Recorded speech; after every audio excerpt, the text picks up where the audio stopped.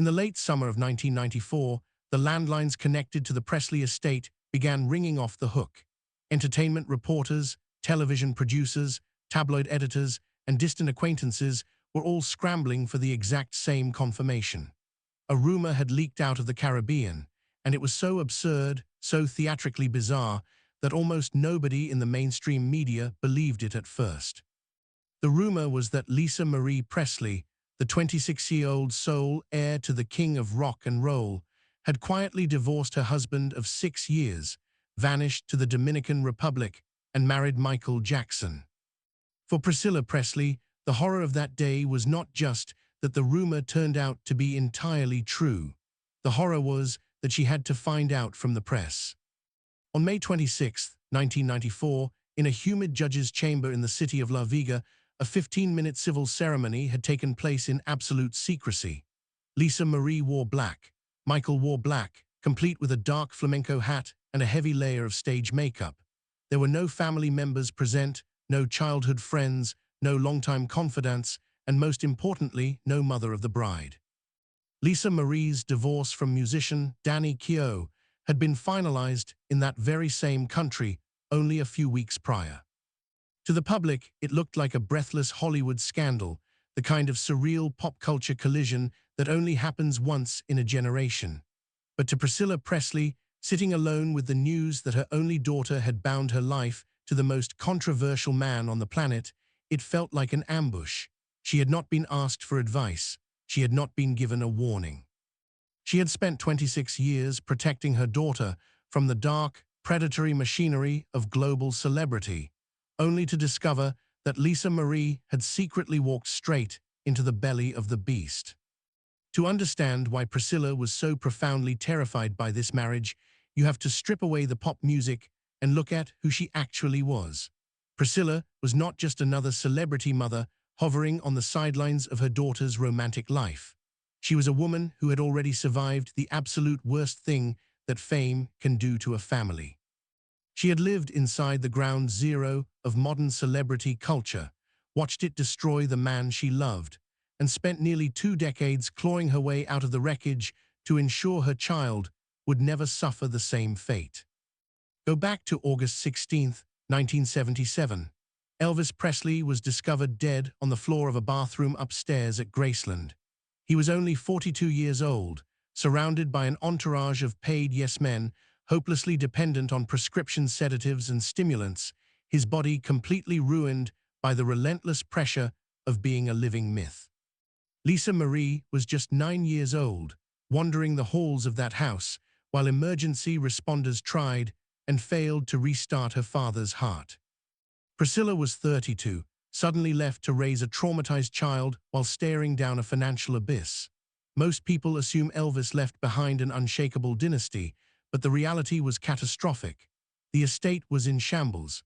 Years of reckless spending, predatory management deals, and crushing tax liabilities had left the Presley empire with barely $5 million in the bank and millions more owed to the government.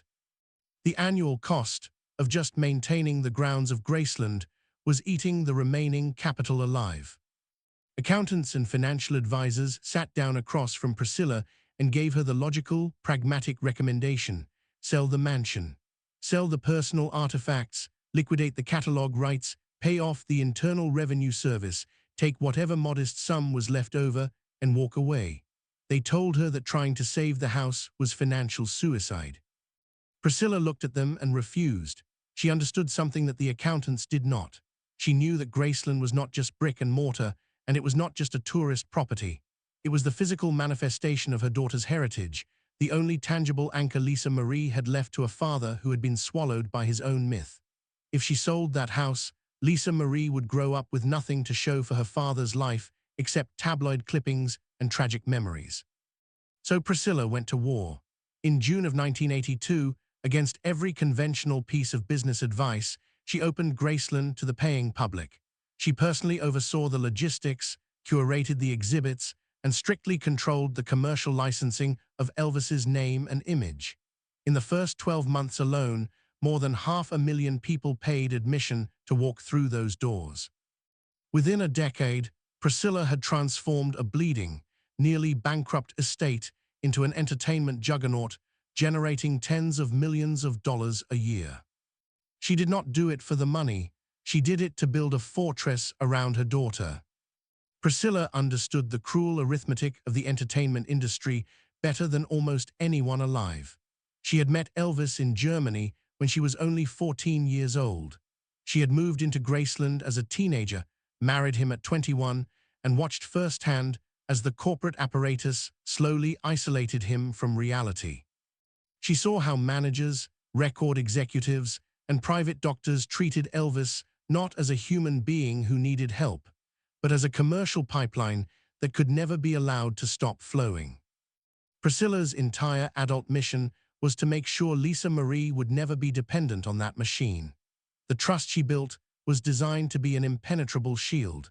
When Lisa Marie turned 25 in February of 1993, she officially inherited the trust, which had grown under Priscilla's stewardship to an estimated value of over $100 million. For the first time in her life, Lisa Marie was entirely free, entirely independent, and legally beyond the reach of anyone's control.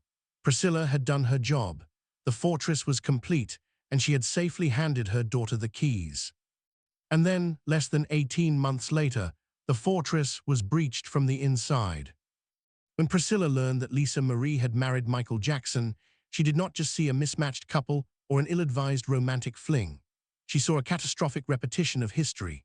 Michael was 35 years old, drowning in unprecedented legal peril following the settlement of a high-profile child abuse allegation, and living in an isolated compound surrounded by enablers, private physicians, and advisors whose livelihoods depended entirely on his survival. Lisa Marie had not just fallen in love. She had tethered her life, her children, and the carefully guarded Presley name to a man who was living in the exact same toxic, drug-fueled bubble that had killed her father in that very house 17 years earlier. Priscilla had spent 17 years building an unassailable wall between her daughter and the predatory machinery of fame, only to watch Lisa Marie willingly climb over it and hand her heart to the mirror image of the man they had buried. When Priscilla Presley looked at Michael Jackson in 1994, she did not see the king of pop. She did not see the moonwalking visionary who had shattered global record sales with Thriller Asterisk, and she certainly did not see the innocent, eccentric Peter Pan figure that his public relations team had spent a decade presenting to the world. What Priscilla saw was a terrifying, almost supernatural mirror. She saw the exact same anatomy of destruction that had unraveled Elvis Presley right in front of her eyes 20 years before. Consider the eerie, structural parallels between these two men that nobody outside of Priscilla's immediate circle truly understood. Elvis had been swept into the merciless gears of the entertainment industry as a young man, immediately surrounded by a massive entourage of paid companions, bodyguards, and sycophants who depended on his continued performance for their very survival. Michael Jackson had entered that same machine at the age of 5. By the time he was a teenager, he had never experienced an unobserved hour of human existence. Both men had reached a stratosphere of international fame so absolute and suffocating that it effectively severed them from normal reality. Both men lived inside heavily guarded compounds designed to keep the outside world away. Elvis had Graceland with its private gates and midnight excursions. Michael had Neverland with its private amusement park and exotic menagerie. More than the physical cages they built around themselves, Priscilla recognized the psychological trap. She knew precisely what happens when an artist reaches a level of fame where nobody around them can afford to tell them the word no. She had watched Elvis slowly drift into an artificial world where his every impulse was validated, his anxieties were soothed with chemistry, and his genuine friends were gradually replaced by employees with financial agendas. In Michael Jackson, she saw that exact same toxic ecosystem operating at an even higher, more dangerous velocity. He was surrounded by an ever-shifting rotation of lawyers, managers, handlers, and private medical personnel, whose astronomical incomes relied entirely on keeping the show on the road. And just like Elvis in the early 1970s, Michael was beginning to crack under the psychological weight of his own myth. Then came the dark, inescapable cloud of timing that made the entire situation feel profoundly sinister to a mother who had fought so hard to shield her child. In August of 1993, Michael Jackson had been hit with catastrophic, worldwide allegations of child sexual abuse brought by the family of a 13-year-old boy. His private life was suddenly laid bare under a relentless global spotlight. Law enforcement raided Neverland.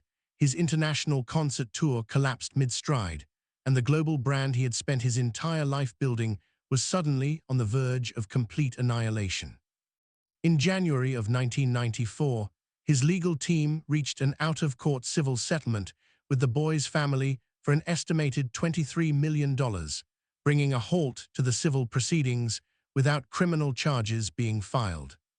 4 months later, once the marriage was out in the open, Priscilla Presley could only watch from the periphery as her daughter was pulled onto the largest, most chaotic stage on Earth. For the next 18 months, the entire world treated the union of Michael Jackson and Lisa Marie Presley as a surreal, televised circus. But Priscilla was not looking at the spectacle through the eyes of an amused or cynical spectator. She was looking at it through the eyes of someone who had spent her youth inside the very same theater of mirrors, and every single public appearance her daughter made felt like an ominous confirmation of her worst fears. The first major public confirmation came in September of 1994 at the MTV Video Music Awards in New York City.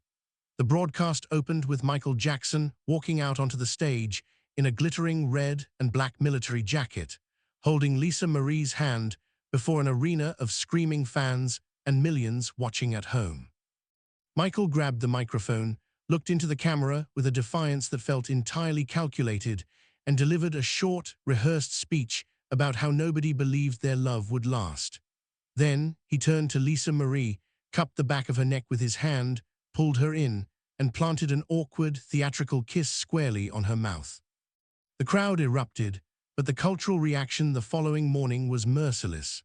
Pundits, late-night hosts, and tabloid columnists widely dismissed the moment as an embarrassing piece of public relations theater, a desperately staged photo op orchestrated by a disgraced pop star trying to prove his conventional masculinity to a skeptical world. Yet while the general public laughed or rolled their eyes, Priscilla felt a cold dread settle in her chest. She did not see an awkward romantic gesture. She saw a man performing normalcy. She knew that exact performance intimately. She remembered the final years with Elvis, when the private reality was decaying beneath the weight of physical agony and chemical dependency, but the public was still fed extravagant shows of virility and strength. She knew that the louder a mega-celebrity insists to the cameras that everything is fine, the more certain it is that everything behind the closed doors is on fire. 9 months later, the performance escalated into a primetime television catastrophe. In June of 1995, Michael and Lisa Marie sat side by side on a sofa for an exclusive 60-minute interview with Diane Sawyer on ABC. It was one of the most heavily viewed television broadcasts of the entire decade, watched by an estimated 60 million people. But instead of settling the questions about their union, the interview exposed the profound psychological corner the couple had backed themselves into. At one point, Sawyer leaned forward and asked the question that had consumed the tabloids for over a year. She asked them directly if their marriage was sexually consummated. Lisa Marie's reaction was immediate, defensive, and visibly irritated as she snapped back that yes, they had sex, repeating the word 3 times with rising hostility. Watching her 27-year-old daughter being interrogated on international television about the physical mechanics of her marriage was devastating for Priscilla. But what terrified her even more was the inescapable trap Lisa Marie had entered. Priscilla knew from her decades in the public eye that you can never win an argument with the public about your own authenticity. The very act of going on a primetime broadcast to convince 60 million strangers that your love is real is itself an admission of artificiality. There was no defense available, no statement they could issue, and no interview they could give that would not be interpreted as further proof of a desperate public relations campaign. Lisa Marie was now trapped in the exact same hall of mirrors that had consumed her father. And yet the public spectacle was only half the horror. What was happening behind the scenes, far from the cameras, was even more destabilizing. Lisa Marie was being drawn into an insulated lifestyle that went beyond anything she had ever experienced, even growing up at Graceland. She found herself moving between private jets, fortified hotel suites, and the isolated expanse of Neverland Ranch, surrounded by an army of security guards, personal assistants, and private staff who operated entirely at Michael's command. Behind closed doors, the relationship was proving to be emotionally intense, bizarre, and profoundly demanding. Lisa Marie would later reveal in private tape recordings that Michael had confided things to her that he had never shared with another living soul, claiming that he had never experienced a true physical relationship before her, and presenting himself as a wounded, deeply isolated figure who desperately needed her to protect him. Lisa Marie possessed a fierce, inherited instinct to fix broken men, an instinct born out of watching her father decline when she was just a little girl. She believed with all her heart that she was the only person who understood the crushing isolation of Michael's existence, and she convinced herself that through her love, her loyalty, and her strength, she could pull him back from the edge. Priscilla knew better. She knew that you cannot love an icon out of his isolation when his entire empire is structured to keep him isolated.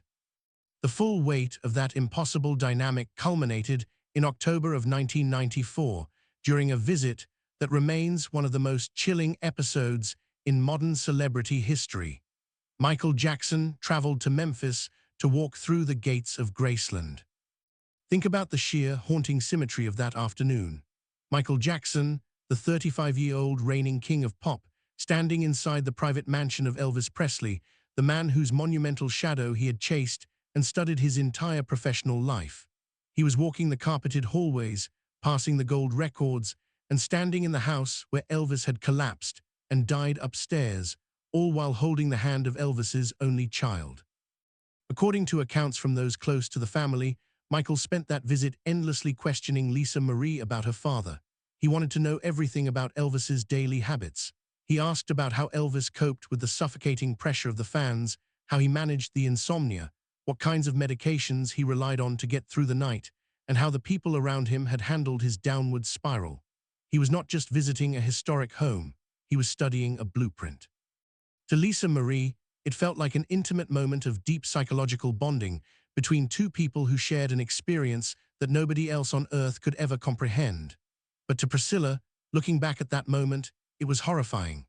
Michael Jackson was standing in the tomb of the original pop icon, interrogating the daughter about how the tragedy had unfolded, all while sliding down the exact same road toward chemical oblivion.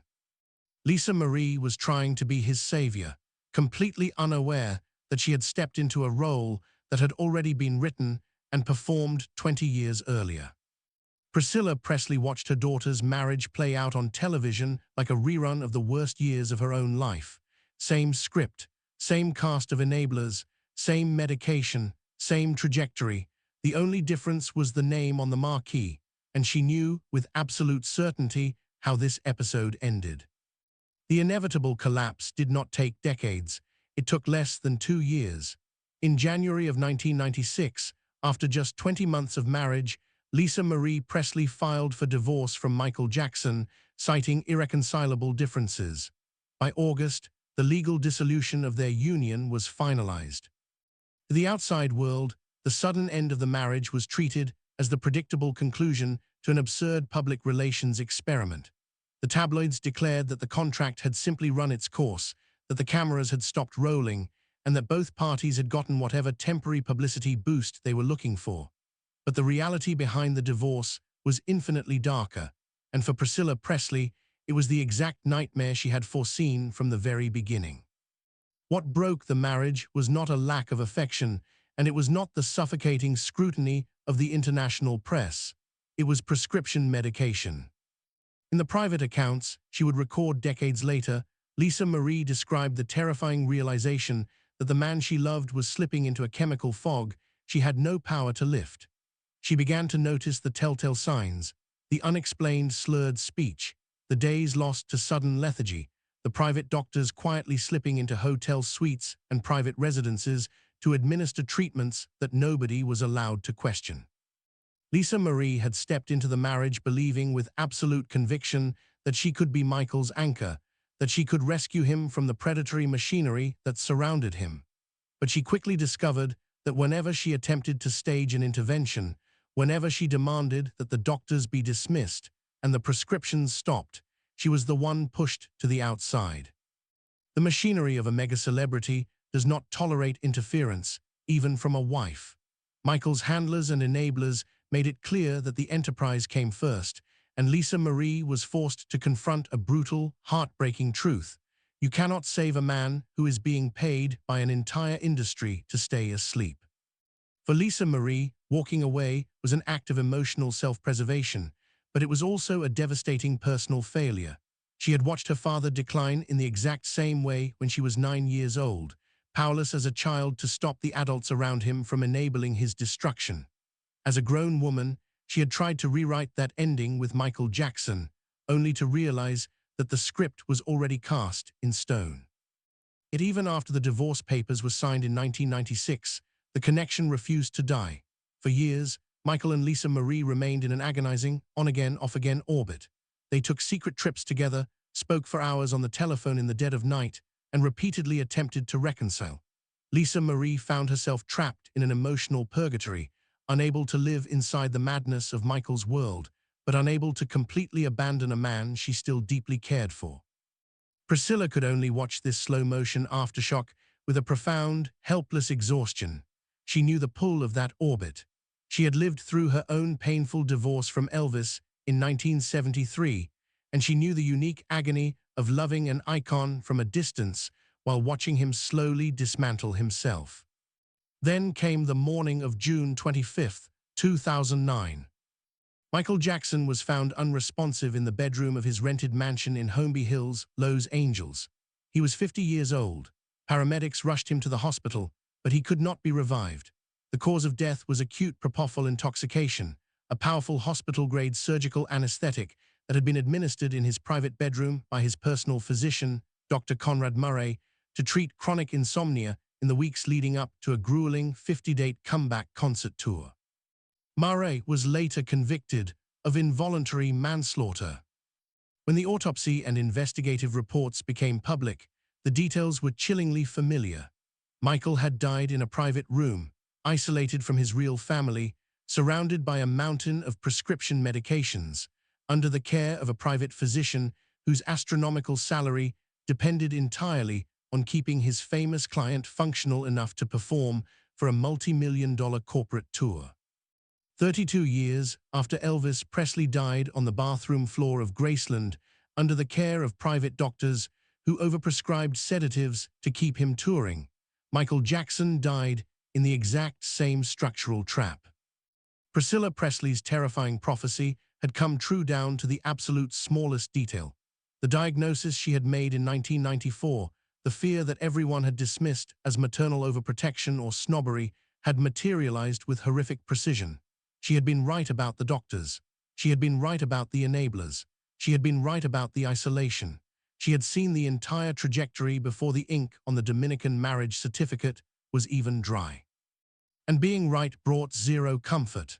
There is no victory in watching a catastrophe unfold when you spent 15 years screaming into the wind that it was coming. The tragedy of the Presley family did not end with Michael Jackson's death. The generational toll of that fame continued to exact its price. On January 12, 2023, Lisa Marie Presley suffered a sudden cardiac arrest at her home in Calabasas, California, and died at the age of 54. She had lived a life marked by staggering privilege, immense creative talent, profound public scrutiny, and unbearable personal grief, particularly following the tragic suicide of her 28-year-old son, Benjamin Keough, in 2020. In the final years of her life, Lisa Marie had sat down in private with a tape recorder, determined to finally tell her own story in her own words. She recorded hours of raw, unfiltered memories, detailing her childhood at Graceland, the loss of her father, her struggles with addiction, and the true, complicated nature of her marriage to Michael Jackson. She died before she could finish the manuscript. It was her eldest daughter, Riley Keough, Priscilla's granddaughter, the little girl who had lived inside Neverland during that surreal marriage in the mid-1990s, who took those cassette tapes, transcribed her mother's voice, and completed the memoir, From Here to the Great Unknown Asterisk, published in October of 2024. Through those pages, Lisa Marie finally had the last word on her marriage, insisting to the very end that beneath all the public cynicism, the legal chaos, and the bizarre headlines, the love she felt had been painfully, genuinely real. Today, Priscilla Presley stands as the ultimate, tragic survivor of American pop royalty. She outlived the husband whose legacy she rescued from the ashes. She outlived the controversial son-in-law whose fate she correctly predicted. And she outlived the only daughter she spent her entire adult life trying to protect. Priscilla had built the estate. She had erected the fortress. She had guarded the gates for nearly 50 years against every manager, promoter, and opportunist who tried to exploit the Presley name. But she could not protect her daughter from the fatal attraction of a man who looked in the mirror and saw the exact same ghost. The terror Priscilla felt in the summer of 1994 was never about pride or reputation. It was the terrifying intuition of a woman who had already walked through the fire, watching the person she loved most in the world reach out and grab the flame. If this story hit you harder than the usual celebrity coverage, do me a favor, subscribe and share this with someone who grew up on Elvis and Michael Jackson. These stories deserve to be told properly. I'll see you in the next one.